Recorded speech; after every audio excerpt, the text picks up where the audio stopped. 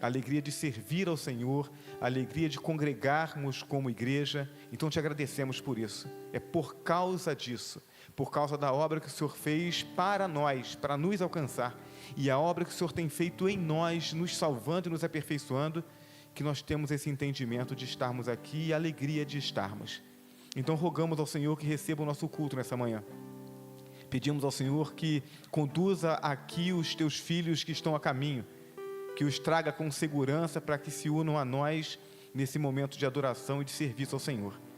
E rogamos ao Senhor que enquanto apresentamos esse culto que só ao Senhor é devido, e derramamos nosso coração diante do Senhor e expressamos nossa gratidão, que o Senhor fale aos nossos corações, nos alimente mais uma vez da Tua Palavra, nos conduza nesse crescimento, no conhecimento do Senhor e também no comprometimento com a Tua vontade, com a Tua obra. Fala aos nossos corações então, ó Deus eterno, enquanto recebes a nossa adoração. É a oração que nós fazemos ao Senhor, em nome de Jesus, o nosso Salvador. Amém? Os irmãos podem se assentar. Nós temos algumas informações, não são muitas, mas são informações que alegram e motivam o nosso coração. Então, os nossos pequenos grupos estão caminhando.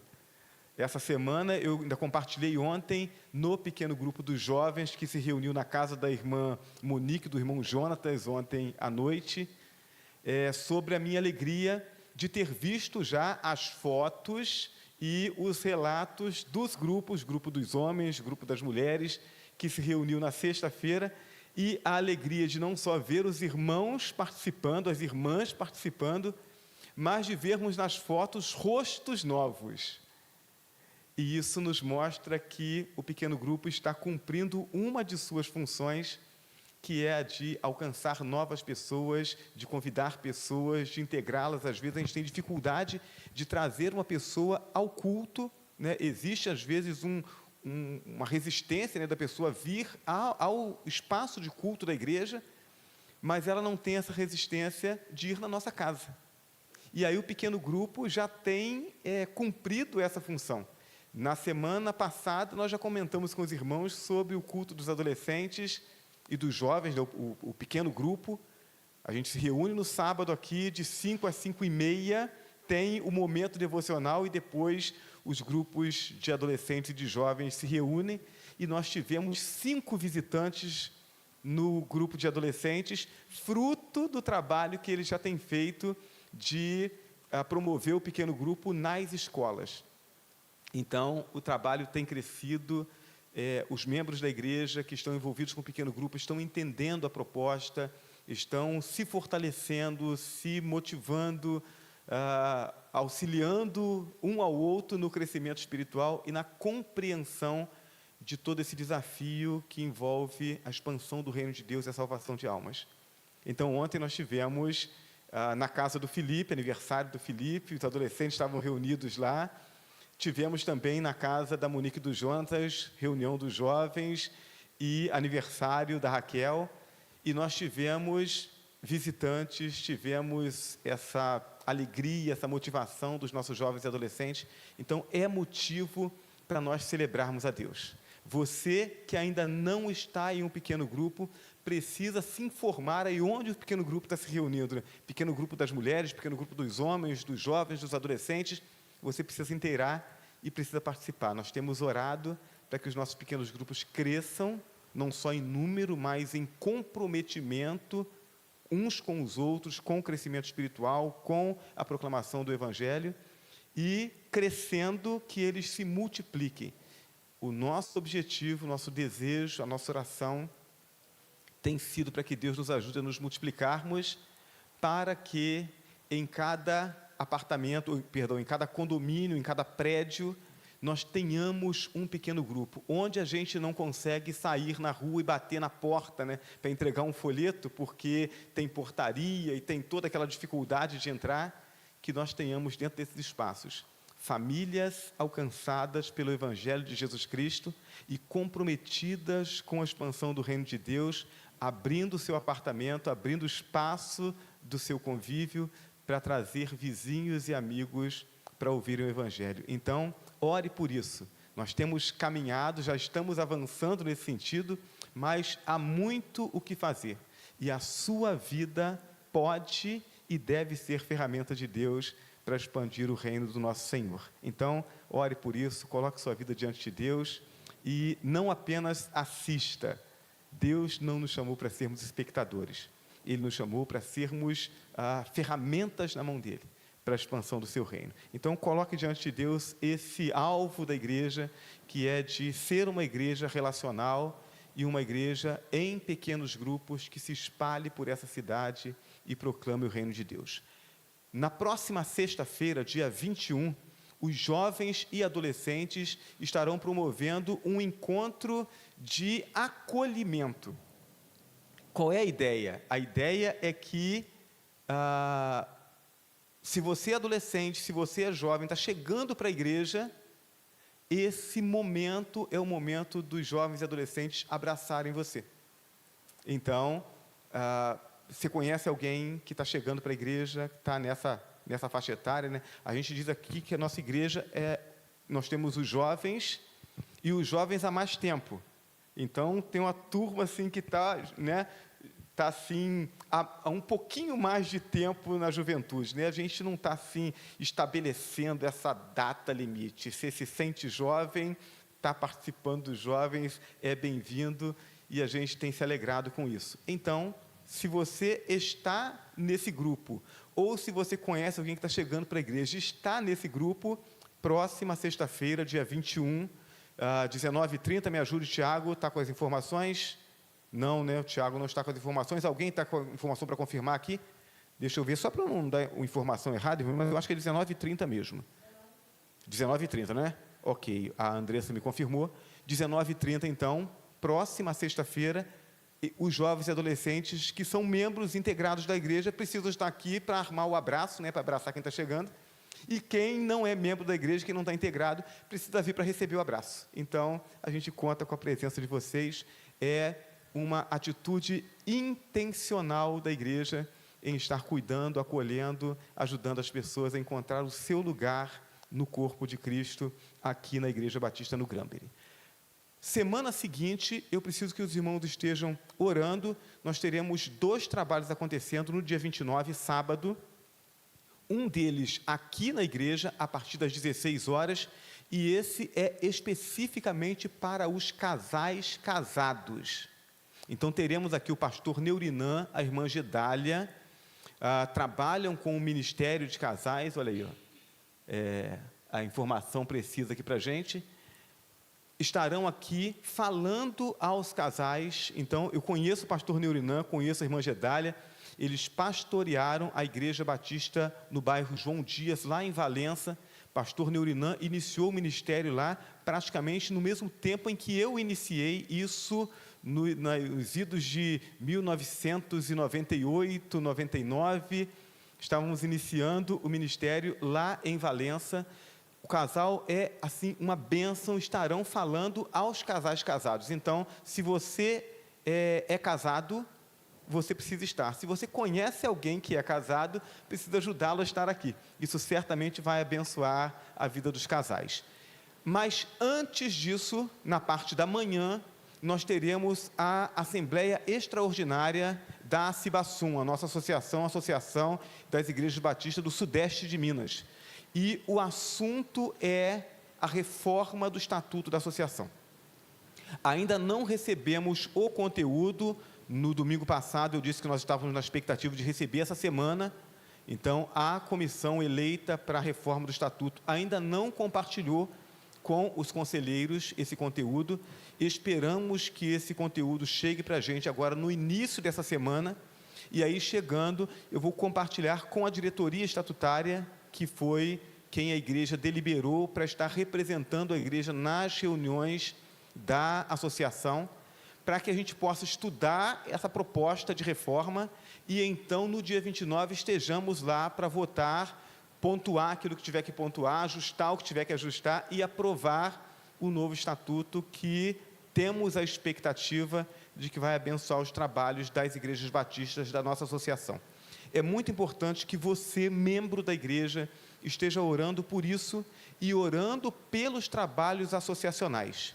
Nós, Igreja Batista, nós somos a única denominação cuja igreja local é autônoma. Então, não existe nenhuma autoridade, não existe nenhum governo que promova a ingerência sobre a igreja local. As nossas questões administrativas, nós decidimos na assembleia da igreja local. Isso é uma bênção, porque isso não limita o trabalho da igreja. Mas, dentro dessa realidade da autonomia, nós precisamos entender que a associação, ela é a ferramenta mais próxima da igreja para promover essa integração entre as igrejas batistas. Então, é muito importante que o membro da igreja batista, ele esteja orando, esteja se esforçando por se envolver e por ter a sua igreja envolvida com os trabalhos associacionais. Isso faz com que as igrejas fortaleçam umas às outras e assim tenhamos melhores condições de realizar a obra de Deus na localidade onde estamos. E também é importante que nós estejamos atentos para as regras, para os princípios estabelecidos na administração da associação, uma vez que essa é uma ferramenta das igrejas para promover o reino de Deus. Então, ore por isso.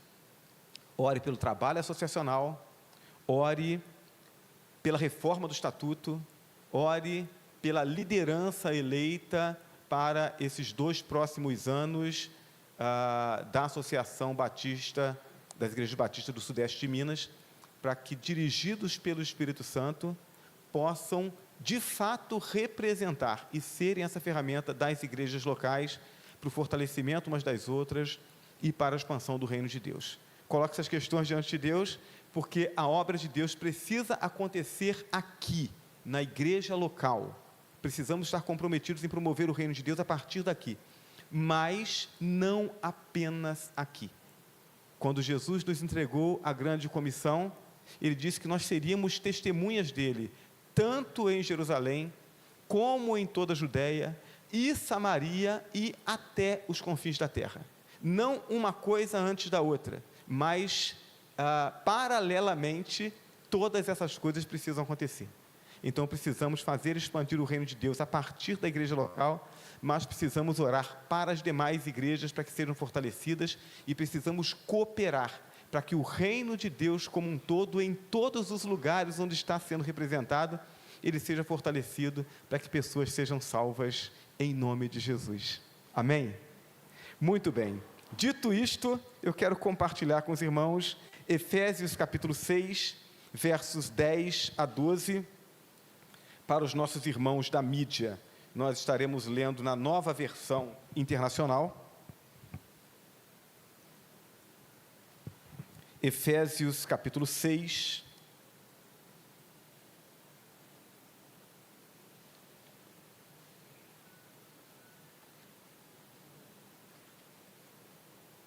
versos 10 a 12.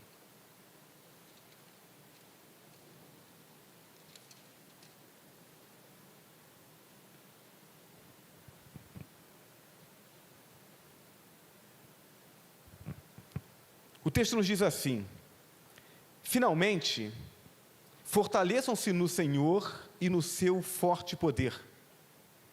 Vistam toda a armadura de Deus para poderem ficar firmes contra as ciladas do diabo, pois a nossa luta não é contra pessoas, mas contra os poderes e autoridades, contra os dominadores deste mundo de trevas, contra as forças espirituais do mal nas regiões celestes. Que Deus abençoe a leitura da sua palavra. Amém? Eu quero pensar com os irmãos nessa manhã sobre o tema, o ministério libertador da igreja. Mas eu gostaria de convidá-los a orarmos mais uma vez. Nosso Deus e nosso Pai, pedimos ao Senhor em nome de Jesus que enquanto meditarmos nessa palavra que agora lemos, que o Teu Espírito traga aos nossos corações o esclarecimento, para que possamos entender qual é a Tua vontade para nossas vidas e entendendo que esse mesmo Espírito nos conduza no nosso comprometimento, nas nossas afeições, para que, amando a tua obra e amando o fazer a tua vontade, nessa resposta diante do constrangimento que o sacrifício do teu filho produz em nós, tamanho amor manifesto na cruz, que possamos então responder positivamente aos teus apelos, e sejamos esta igreja, ferramenta do Senhor, nesse tempo e neste lugar, para promover essa obra de libertação. Oramos ao Senhor, em nome de Jesus. Amém. O ministério libertador da igreja. A carta aos Efésios, e nós já estudamos, uma série de estudos aqui, nas quartas-feiras, sobre essa carta, ela é um resumo do plano eterno de Deus a nosso respeito. E como esse plano se tornou real, a forma como ele nos alcançou, a segurança que ele nos outorgou e os novos valores pelos quais devemos viver até que Cristo nos leve definitivamente para as moradas celestiais e eternas. Então, a carta aos Efésios, ele conta essa história. Como é que Deus planeja isso desde a eternidade, como ele torna esse plano de salvação possível, como isso nos alcança e como isso nos impacta e muda a nossa maneira de viver, de nos relacionar com Deus e nos relacionarmos uns com os outros para promovermos a obra de Deus. Tudo isso Paulo nos conta, ele trata sobre isso, a partir de Efésios capítulo 1, verso 1, até o capítulo 6, verso 9. Ele conta essa história. A partir do verso 10, o verso que nós lemos agora, Paulo nos informa que essa caminhada, ela vai acontecer, mas não sem lutas. Então, depois de ele contar todo o plano de Deus, como isso acontece em nossas vidas e a segurança que há para nós em Cristo Jesus, ele nos diz, olha, essa trajetória, tudo isso vai acontecer. O plano de Deus já se cumpriu, vocês já foram alcançados e vocês vão para o céu. Nada pode mudar isso. Mas a realização da obra de Deus não será sem oposição. As hostes satânicas estão organizadas e mobilizadas para iludir os homens e levá-los através da mentira, do medo e das seduções a servir a Satanás e não a Deus, humilhando a criação de Deus e condenando a humanidade à mesma condenação que ele, o diabo e os seus anjos estão sujeitos. E aí, irmãos, eu abro aqui um parêntese para chamar a atenção dos irmãos, e eu faço isso de forma recorrente, porque a gente precisa saber aquilo que não sabemos e precisamos lembrar aquilo que às vezes esquecemos.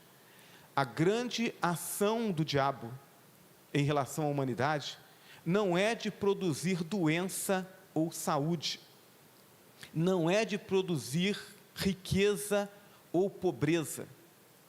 A grande ação, o grande plano do diabo é de desviar o homem da cruz de Cristo. Então eu tenho tido oportunidade de conversar com pessoas que são praticantes de outras religiões e pessoas que estão assim, encantadas, eu diria bem satisfeitas com aquilo que têm recebido de ensinamentos, de propostas, de expectativas do que a sua fé pode produzir, ou às vezes já tem produzido na sua vida.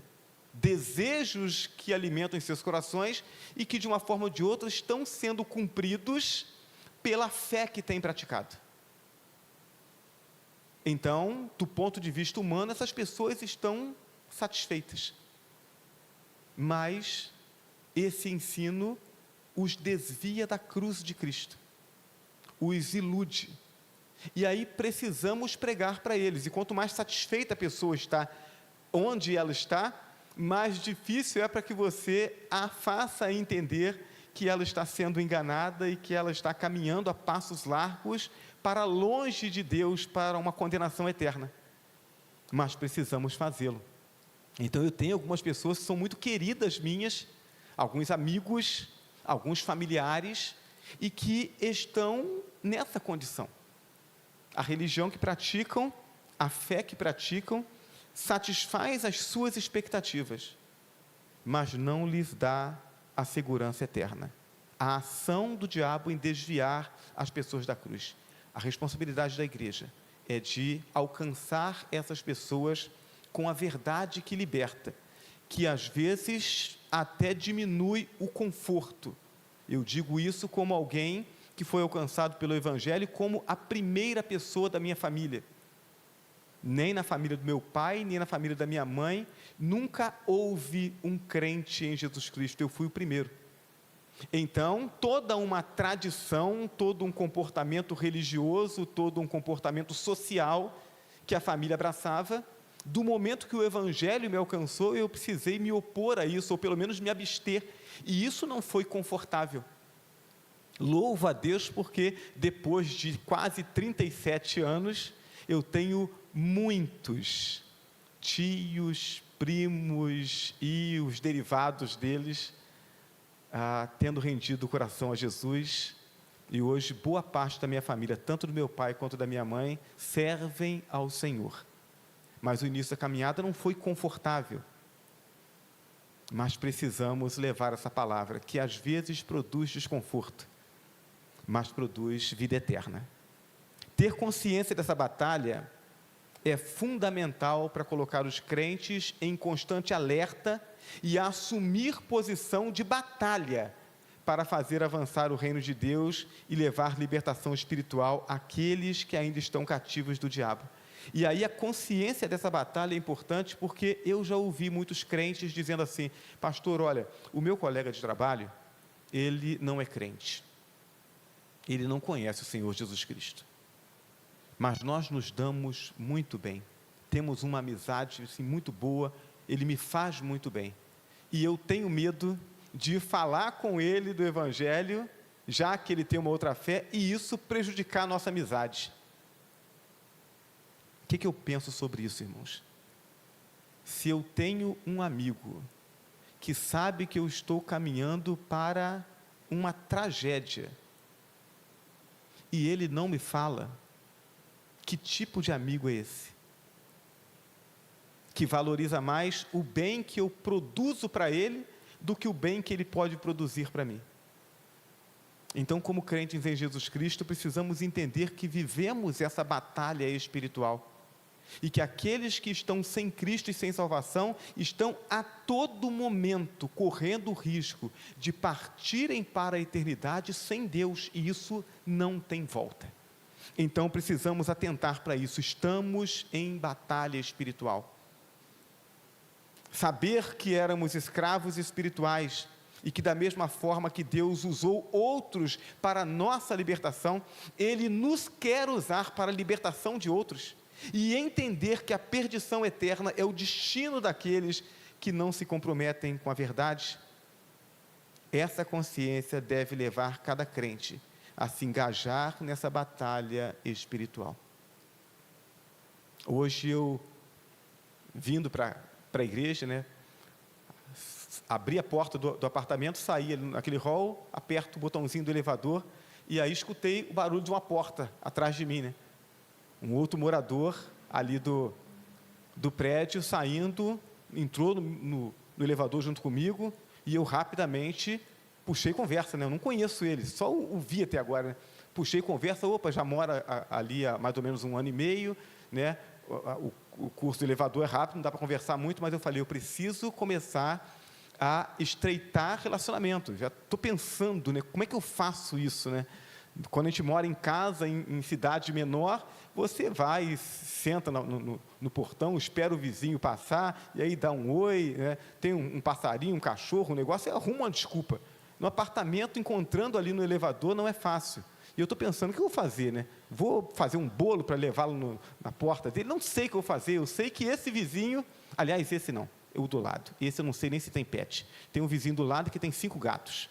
E eu já pensei em comprar uma comidinha de gato e levar lá para puxar uma conversa. Por quê? Porque, se for necessário, a gente precisa se expor, às vezes, a situações que parecem ridículas, mas é a única forma de eu criar um relacionamento para poder compartilhar o Evangelho, então eu preciso fazê-lo. Porque se eles morrerem nessa condição, não haverá outra oportunidade. É uma batalha espiritual. Então, diante desse ministério libertador da igreja, o que é que nós precisamos saber? Primeiro, precisamos saber que a batalha espiritual é real e que ela não está escondida. Evangelho de Mateus, capítulo 4, versos 1 a 3, a Bíblia diz assim: então Jesus foi levado pelo Espírito ao deserto, para ser tentado pelo diabo. Depois de jejuar 40 dias e 40 noites, teve fome. O tentador aproximou-se dele e disse: se você é o Filho de Deus, mande que estas pedras se transformem em pães. Jesus está iniciando o ministério. E o texto nos dá conta de que a primeira coisa que Jesus enfrentou após ser batizado e iniciar o seu ministério foi a oposição do diabo, tentando desviá-lo de cumprir a vontade de Deus. Veja que a tentação de Jesus não é de fazer algo muito errado. O diabo diz: olha, você é o Filho de Deus, transforma as pedras em pães. Então, usa do seu poder para satisfazer as suas necessidades, as suas expectativas. Para que você ficar preocupado com os outros? Preocupe-se primeiro com você. Nas narrativas dos 4 evangelhos, são muitos os relatos de possessões demoníacas que escravizavam, humilhavam, criavam doenças e desviavam os homens do caminho de Deus. A própria história nos mostra que espíritos se fazem passar por pessoas mortas para enganar os parentes vivos e criar uma doutrina que desvia da cruz o olhar humano.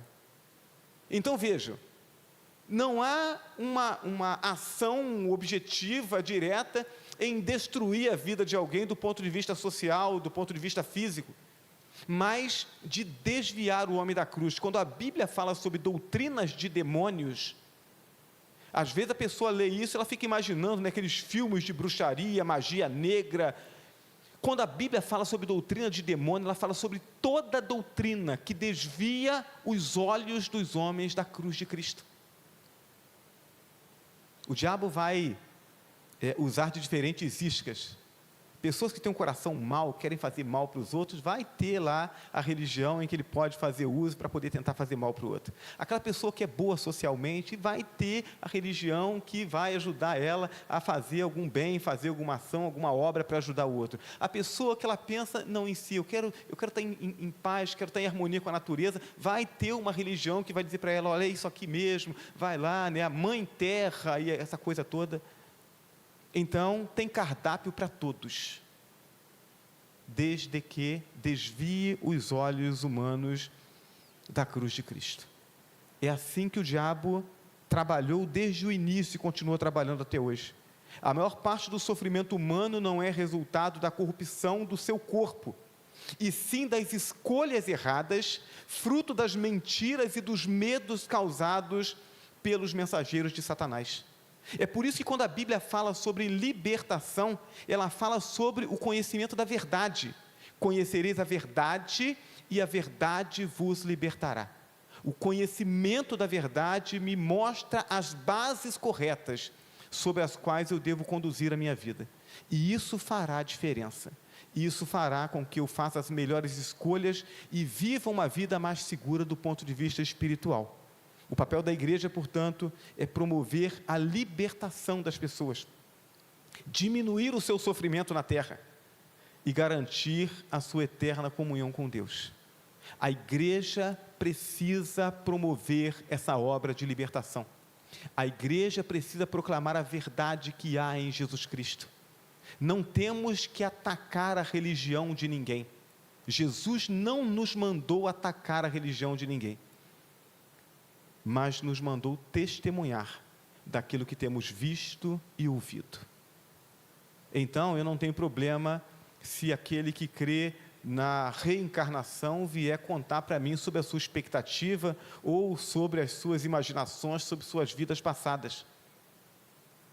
Não tem problema nenhum que ele compartilhe isso. Mas, respeitando a sua fé, eu vou compartilhar com ele a minha expectativa de ressurreição em Jesus Cristo.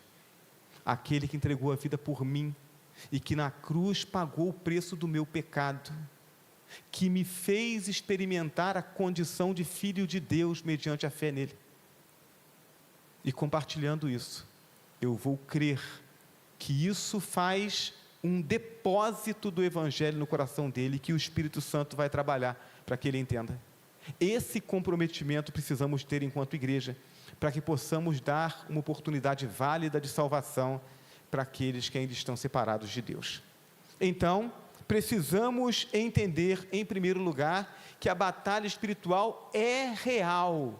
O diabo não é uma figura da invenção da cabeça humana, ele é real e ele atua para separar as pessoas de Deus. O que mais eu preciso entender? Eu preciso entender, em segundo lugar, que o embate contra o mal, ele é inevitável. Então entendam, não existe lugar nessa realidade espiritual para aquele que diz assim: não, eu sou da paz, então eu não quero estar em guerra. Essa condição, ela não existe. Ou você não conheceu o Evangelho de Cristo, e você é escravo do diabo, escravo da mentira que o diabo tem pregado, ou você foi liberto dessa mentira, e você é alvo do ataque do diabo, porque ele não quer que você promova o reino de Deus. E Deus espera que você seja porta-voz dele, para levar a palavra de salvação. Aqueles que estão debaixo do poder do mal, estão sendo destruídos por ele. Aqueles que foram libertos e estão buscando o conhecimento de Deus, são alvo das suas investidas para os enfraquecer e os levar para longe de Deus novamente. Então veja, eu preciso orar por aqueles que estão lá fora, e preciso testemunhar do Evangelho para eles. Mas quando uma pessoa vem à igreja, ou ela vai numa reunião do pequeno grupo, ou eu prego o Evangelho para ela, entrego um folheto, ela lê, ela diz: olha, isso aqui impactou a minha vida, eu quero conhecer mais desse Deus, e ela levanta a mão na hora do apelo, ela vem à frente, ou na hora da oração, lá no pequeno grupo, ela diz assim: orem por mim, porque eu quero conhecer esse Deus, eu preciso dele. Eu preciso entender que essa pessoa abriu o coração, ela deseja a salvação, e eu preciso ajudá-la.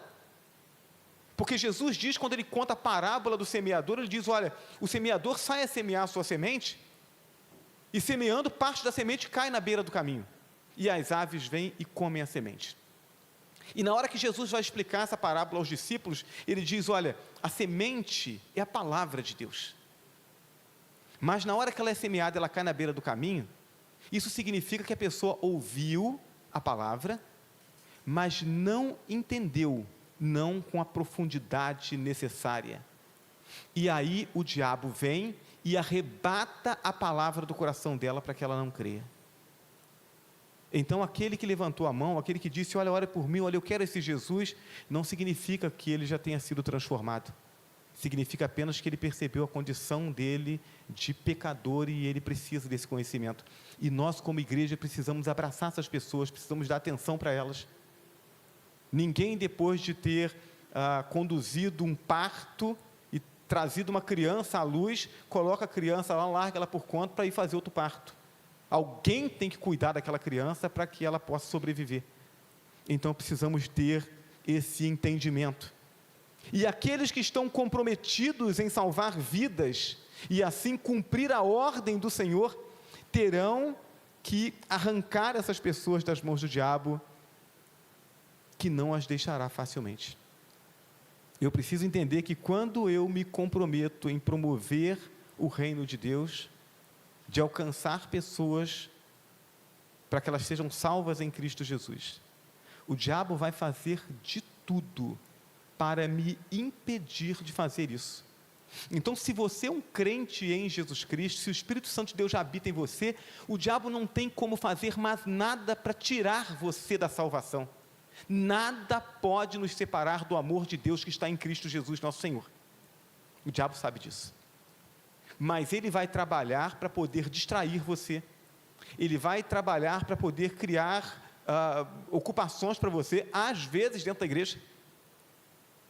Excesso de atividade na igreja nos impede de ter comunhão com Deus e de cuidar de pessoas.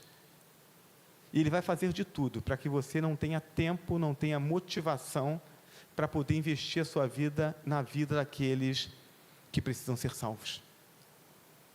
É uma batalha espiritual, meus irmãos. Há 3 palavras que nos dão o tom de como devemos encarar, portanto, essa realidade de batalha espiritual. Primeiro, desfazer as obras do diabo é a missão da igreja. 1 João capítulo 3, verso 8, a Bíblia diz assim: aquele que pratica o pecado é do diabo, porque o diabo vem pecando desde o princípio. Para isso o Filho de Deus se manifestou, para destruir as obras do diabo. Jesus se manifestou, Jesus se tornou carne, habitou entre nós, se fez conhecer, realizou a sua obra de salvação e criou a sua igreja, que é firmada sobre Ele mesmo, que é a rocha eterna, para destruir as obras do diabo.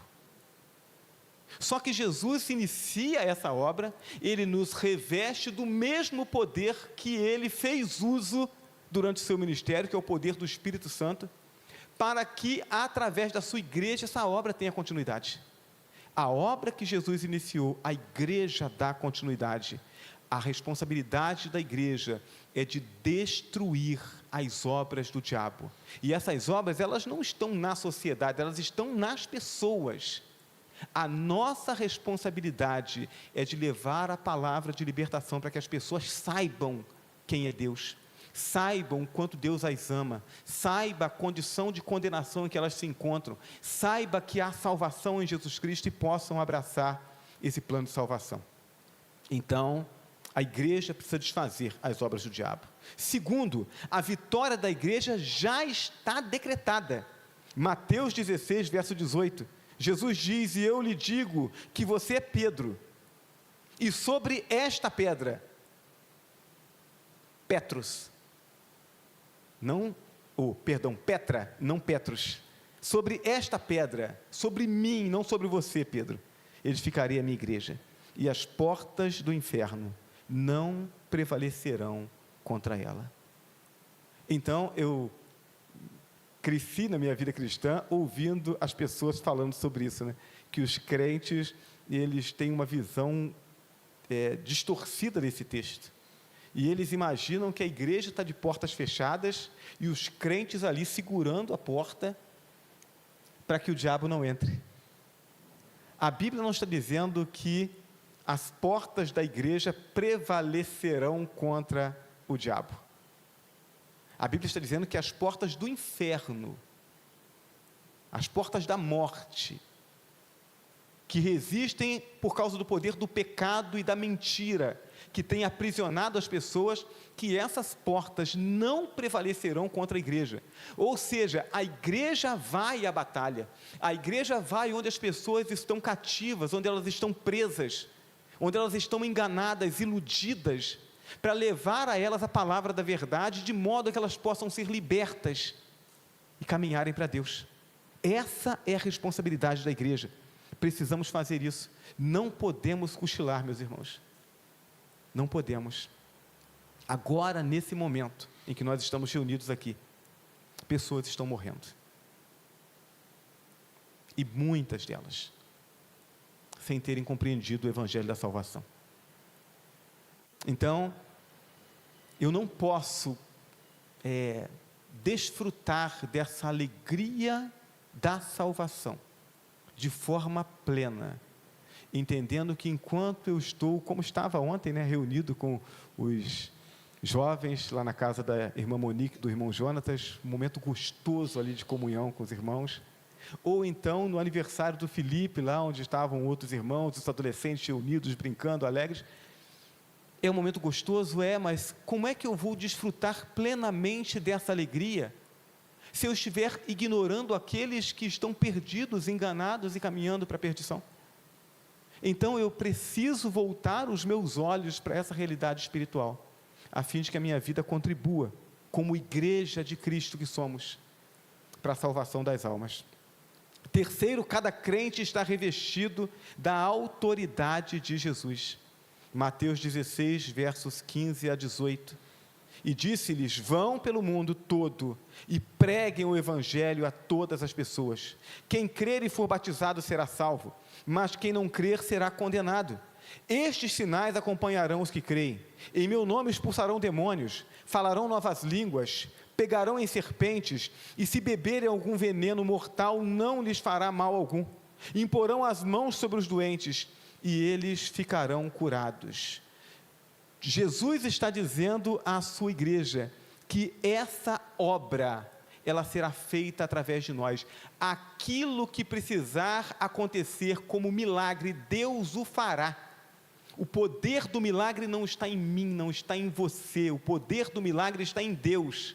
A nossa responsabilidade é encararmos de frente essa batalha espiritual, abraçarmos esse desafio e levarmos a palavra de salvação.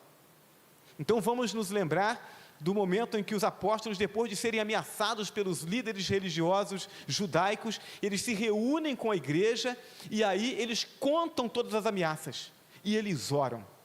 E eles oram agradecendo a Deus, porque os planos que os líderes religiosos tiveram se unindo aos gentios, que eram os romanos, para crucificar Jesus, só fizeram cumprir o plano de Deus.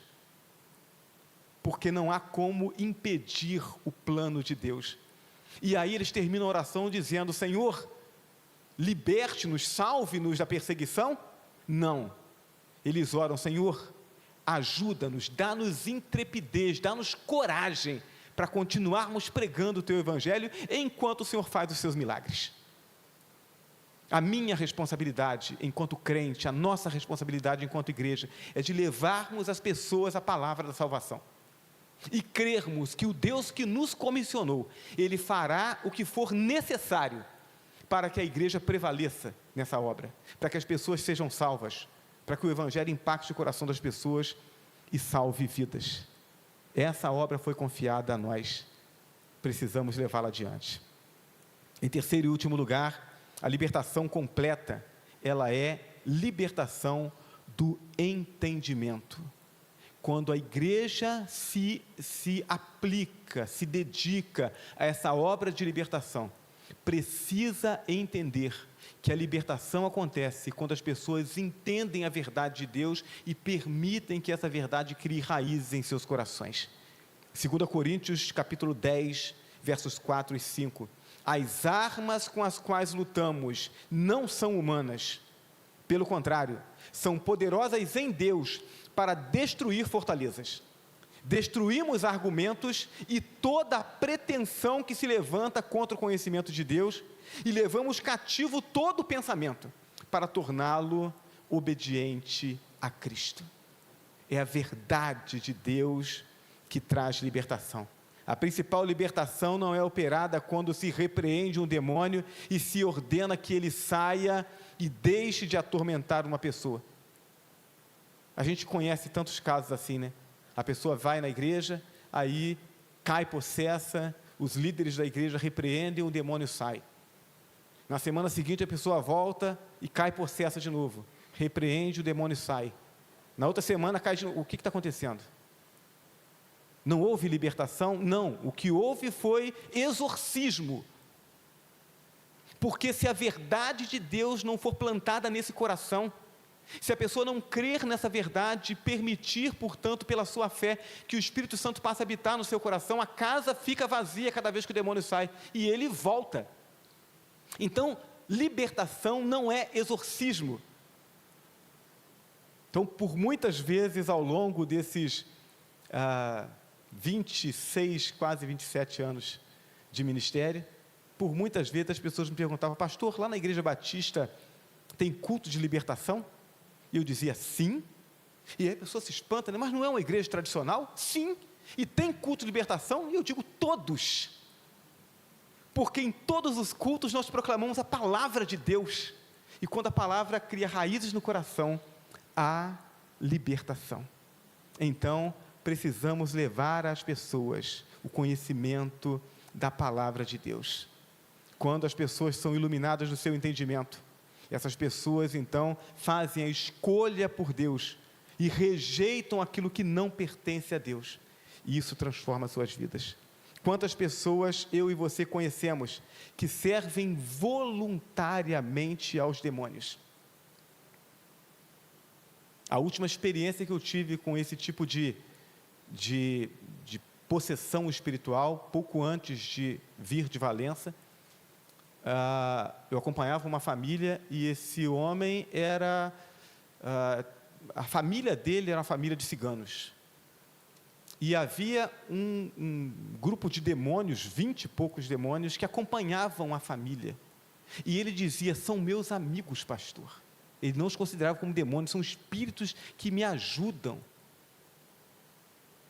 Então, como é que você faz para ajudar uma pessoa que entende que esses espíritos, eles são amigos? Então, não é uma coisa fácil. Então, tivemos alguns embates com esses espíritos. E eu digo aos irmãos que não desejo esse tipo de experiência. Quando é necessário, a gente a enfrenta, mas eu não desejo esse tipo de experiência, porque é desgastante demais. Mas a verdade é que, na medida em que a gente expõe o Evangelho, as mentiras desses demônios vão caindo por terra. Então, eu não consegui mais contato com esse homem, mas a última vez que eu tive contato com ele, ele estava frequentando uma igreja batista em Volta Redonda. E a gente espera em Deus que a libertação tenha alcançado a ele e, através dele, a sua família. Mas muitas pessoas têm essa relação íntima com os demônios. Elas não querem ser libertas porque o seu entendimento está aprisionado nas mentiras. Para vencermos essa luta e libertarmos essas pessoas, precisamos lutar com as armas de Deus. As armas com as quais lutamos, diz a palavra, não são humanas, pelo contrário, são poderosas em Deus para destruir as fortalezas. Destruímos argumentos e toda pretensão que se levanta contra o conhecimento de Deus e levamos cativo todo pensamento para torná-lo obediente a Cristo. Pastor, então, que armas são essas que nós precisamos usar para, nessa batalha espiritual, promover essa libertação, esse entendimento das pessoas? Meus irmãos, a primeira arma é a oração. Crente comprometido com o crescimento da obra de Deus, com a expansão do reino de Deus, com a salvação de almas, tem que investir tempo em oração. A oração faz parte da armadura de Deus apresentada por Paulo lá em Efésios. O texto diz, a partir do verso 18 de Efésios 6, orem no Espírito em todas as ocasiões, com toda oração e súplica, tendo isso em mente, estejam atentos e perseverem na oração por todos os santos. Orem também por mim, para que quando eu falar, seja-me dada a mensagem, a fim de que, destemidamente, torne conhecido o mistério do Evangelho, pelo qual sou embaixador, preso em correntes. Orem para que, permanecendo nele, eu fale com coragem, como me cumpre fazer. Orem por mim, diz Paulo, para que, enquanto eu faça a obra de Deus, o poder de Deus haja em mim e através de mim no coração dos outros. Ninguém vai abrir o coração para o Evangelho se alguém não orar por ele antes. É preciso que oremos pelas pessoas, para que o poder de Deus, em resposta às nossas orações, traga libertação. Pastor, mas se eu vou orar a Deus, para que Deus abra o coração das pessoas, e se Deus quer de fato que as pessoas sejam salvas, por que Deus precisa esperar eu orar, para Ele tocar no coração? E eu digo aos irmãos, é assim porque Deus, no seu infinito poder, na sua soberania e na sua sabedoria, Ele determinou fazer essa obra através da igreja. Deus poderia enviar os anjos para pregar o Evangelho? Poderia. Mas Deus, na sua sabedoria, e promovendo a salvação através da liberdade do homem, Ele estabeleceu que pessoas transformadas com seu coração cheio de gratidão pelo Deus que as salvou, sendo elas pecadoras, que elas testemunhariam para que outros pecadores iguais a ela entendessem que o amor de Deus que alcançou aquele pecador pode alcançá-lo também. Deus estabeleceu que a obra da salvação seria feita no poder dele, mas através da igreja. Então Deus vai responder a sua oração, para que você seja participante dessa obra de salvação, para que ele fortaleça a sua fé, e para que esse propósito impacte a vida do outro que foi alcançado, e o outro entenda que precisa fazer essa obra através da relação com Deus, para a salvação de almas. Deus não vai tocar no coração de ninguém, se os crentes não orarem e não trabalharem. A obra da salvação é feita através da igreja, de mim e de você. Então não importa o quanto você imagine ser limitado, o quanto as suas experiências de vida e as críticas das pessoas que estão próximas a você tenham feito você pensar que você pode menos, que você vale menos, que você não é capaz. O Espírito Santo de Deus habita em você, e Deus quer usar a sua vida para promover a salvação. Você precisa orar para que Deus salve vidas. A segunda ferramenta é a exposição bíblica. Quando falamos da palavra de Deus, e não apenas das nossas opiniões, damos às pessoas uma oportunidade válida de transformação e libertação de suas mentes e corações. Meus irmãos, precisamos resistir à tentação de pensar que os nossos argumentos, as nossas ilustrações, os nossos conhecimentos filosóficos ou históricos vão trazer um impacto maior no coração das pessoas do que a exposição do puro e simples Evangelho de Jesus Cristo. Eu preciso pregar o Evangelho. Eu preciso apresentar a Bíblia, a palavra de Deus para as pessoas, porque nisso reside o poder de Deus. Essa palavra é viva e ela é eficaz. Eu preciso pregar o Evangelho. Talvez você diga: pastor, eu não tenho conhecimento para isso. Eu tenho conhecimento sobre muitas coisas, mas eu estou iniciando a caminhada. Eu não tenho conhecimento para poder ir argumentar com as pessoas. Então entenda uma coisa: quando você fala do Evangelho para alguém que não o conhece, o mínimo que você conhece é muito para ela.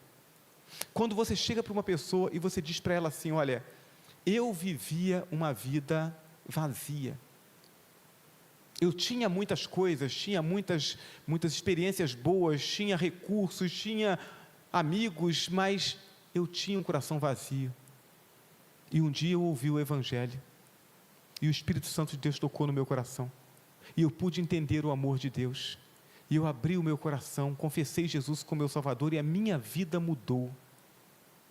Se isso for verdade, se isso de fato tiver acontecido, se você for de fato um filho de Deus, então aquilo que você está testemunhando está refletido na sua face, está brilhando nos seus olhos, e as pessoas vão ouvir isso, e elas vão entender que isso é verdade, e elas vão desejar isso para a vida delas, e então o Espírito Santo de Deus vai tocar nos seus corações, e de uma forma inexplicável, como foi na sua vida e como foi na minha, essas pessoas serão transformadas.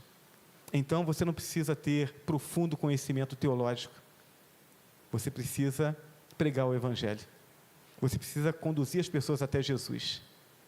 Nós tínhamos um trabalho na denominação batista chamado Operação André, aí há pouco tempo, agora eu fiquei sabendo que não usam mais essa palavra, né? Por quê? Porque tem as operações que são feitas pela polícia nos morros, onde tem o tráfico, e aí se você chega na favela e diz: estamos propondo aqui a Operação André, opa, os traficantes já ficam, né, preocupados. Então trocaram o nome, eu não me lembro qual o nome agora, mas o André está lá. E por que tinha esse nome? Porque a Bíblia diz que André, ele conhece a Jesus, ele conversa com Jesus e ele entende: olha, esse é o Messias. E aí ele vai e procura o seu irmão Simão e diz: olha, conhecemos o Messias, vamos lá que eu vou te levar até ele. Ele conhecia quase nada de Jesus, mas ele sabia que Jesus era o prometido de Deus. Ele tinha convicção disso. E aí o que ele faz? Ele pega o seu irmão e leva até Jesus. Então você ainda não tem muito conhecimento bíblico, se converteu na semana passada, né, não conseguiu nem participar da classe de integração ainda com o pastor, mas você sabe o que Jesus fez na sua vida, você sabe a alegria que você está sentindo, então você fala isso para as pessoas, diga assim: olha, eu ouvi o evangelho, ouvi a pregação, e aí eu levantei a minha mão na hora que o pastor falou, e um negócio aconteceu dentro de mim, e eu estou sentindo uma alegria enorme, e eu acho que Deus quer fazer a mesma coisa para você. Vamos lá na igreja? Você está ajudando as pessoas a se achegarem a Jesus. Então, acredite que Deus quer usar a sua vida, e coloque-se à disposição com aquilo que você tem. Você não precisa ser gênio, você precisa apenas querer fazer a obra de Deus, se colocar à disposição de Deus. Agora tem uns passos que você pode trilhar, para que você cresça nessa capacidade e nessa confiança de levar a palavra. Um desses passos é levar a sério a escola bíblica, ou seja, venha para aprender, e não apenas para participar. Aquilo que é compartilhado nos estudos bíblicos aqui na igreja, tem como objetivo ferramentar você para viver melhor a vida cristã, e para testemunhar do amor de Deus para os outros. Então, precisa levar a sério isso, eu preciso deter esse conhecimento. Então, está com dúvida? Tire as dúvidas, pergunte, não tenha vergonha de perguntar, anote as explicações, leia a Bíblia diariamente, principalmente o Novo Testamento, leia diariamente, faça anotações. A sua Bíblia de leitura, de estudo, ela não pode estar com as folhinhas limpinhas assim. Essa Bíblia aqui eu uso só para pregação aqui, é para o púlpito. A Bíblia de estudo tem que estar com anotação no rodapé, na beirada da página, tem que estar com texto sublinhado, pintado de lápis de cor ou de caneta. Você tem que marcar, aquilo ali tem que impactar você, aquilo que Deus está falando com você, aquilo que está sendo citado, que você entende que é algo importante, que é ferramenta para você evangelizar alguém, você tem que anotar. A minha primeira Bíblia, ela tinha assim, os passos da salvação, né? E aí eu tinha o texto, primeiro texto, falava sobre o amor de Deus, e aí, no rodapé, eu já tinha anotado qual era o próximo texto, porque eu estou começando, eu tenho que falar para as pessoas, eu não posso errar, não posso esquecer, a minha mente, minha memória não era confiável, então anota. A minha Bíblia sempre foi cheia de marcações. Faça isso, coloque-se diante de Deus e diga: Senhor, eu quero ser essa ferramenta, me ajude a adquirir as ferramentas e a usá-las da forma correta. Então, faça isso, compartilhe com alguém cada verdade que você descobrir. Eu ouço algo a respeito de Deus e isso me impacta, olha que coisa boa. Se eu guardar para mim, isso vai embora. Mas quando eu fui impactado, e eu me lembro quando eu me converti, como eu disse, eu fui o primeiro da minha família. A minha mãe, né, eu já disse isso aqui para a igreja algumas vezes, minha mãe, na segunda-feira, acendia vela para as almas, 13 almas santas e benditas. Eu nunca procurei muito fundamento sobre esse negócio não, mas era a fé que ela tinha, e ela acendia as velas lá. Na sexta-feira defumava a casa, e entre terça-feira e quinta, tinha que ir no centro espírita, tinha que ir na cartomante, tinha que ler horóscopo, e essas coisas todas. E aí eu lia a palavra de Deus, e o texto me impactava, e eu dizia: isso aqui serve para minha mãe. Às vezes eu estava lá no quarto estudando, e eu saía do quarto, e ela estava na cozinha, mexendo lá nas coisas da cozinha, eu ia lá e falava assim: mãe, tem um texto aqui que eu quero compartilhar com a senhora. E aí eu lia o texto. Às vezes eu fazia um comentário, às vezes só lia o texto, né, deixava lá e falava assim: Senhor, agora é contigo, né? E eu voltava para dentro do quarto, né? Me converti no mês de abril, dia 25 de dezembro fui batizado, foi a primeira vez que a minha mãe colocou os pés na igreja. Mas ela já tinha deixado de acender as velas, já tinha deixado de defumar a casa, já tinha deixado de ir na cartomante, no centro espírita, tinha parado com tudo isso. Dia 31 de dezembro de 1988, ela foi pela segunda vez, virada de ano. No primeiro domingo de janeiro de 1989, minha mãe foi pela terceira vez na igreja e entregou a vida dela a Jesus. Louvado seja Deus. Eu preciso compartilhar com as pessoas aquilo que Deus fala ao meu coração e confiar que o Espírito Santo de Deus fará a obra. Quanto mais vezes você compartilhar uma verdade com outras pessoas, mais profundamente as raízes dessa verdade penetrarão no seu coração e na sua mente, transformando a sua vida e sendo mais fácil de você lembrar delas. Então precisamos levar essa batalha a sério, irmãos. Deus quer usar as nossas vidas, Ele quer nos fortalecer. A igreja é uma comunidade redentora e libertadora, através da qual Deus opera e faz expandir o seu reino e a sua salvação. A igreja falha quando os seus membros não se comprometem com essa obra salvadora. Não estamos aqui a passeio. Aqui não é o nosso lugar de descanso.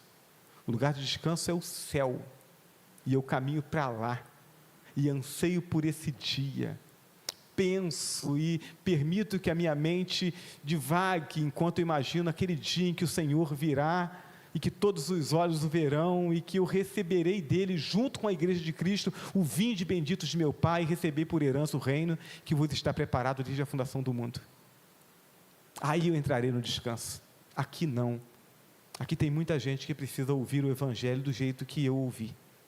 É Deus quem salva, liberta e transforma, mas escolheu fazer tudo isso através de nós, de mim e de você. Se nos colocarmos à disposição, não há como dar errado, porque seremos apenas ferramentas nas mãos do sábio construtor. Então, comprometa a sua vida com essa obra e permita-se alegrar-se com os resultados que Deus produzirá. Deus quer usar a sua vida, Deus quer abençoar a sua vida, Deus quer promover o seu reino através de você. Amém? Coloque-se de pé, vamos orar ao Senhor.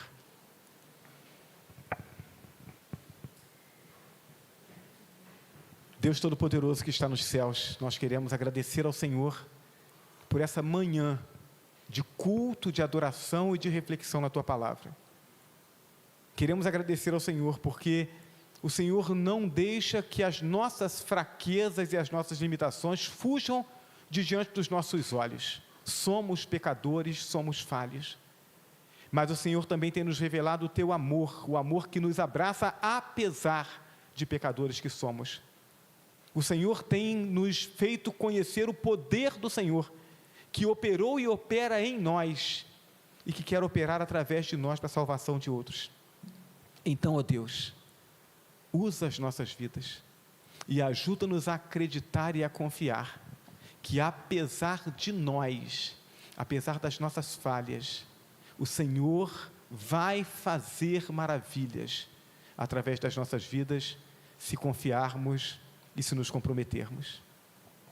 Toca no coração da Tua igreja, Senhor, para que nesse tempo, nesse lugar, nós sejamos aquilo que o Senhor deseja que sejamos, para a glória do Teu nome, para o nosso crescimento e alegria. Nós oramos em nome de Jesus. Amém? Adore ao Senhor. Nós vamos entoar mais um cântico, e será oportunidade para você que trouxe seu dízimo, sua oferta, possa consagrá-lo ao Senhor.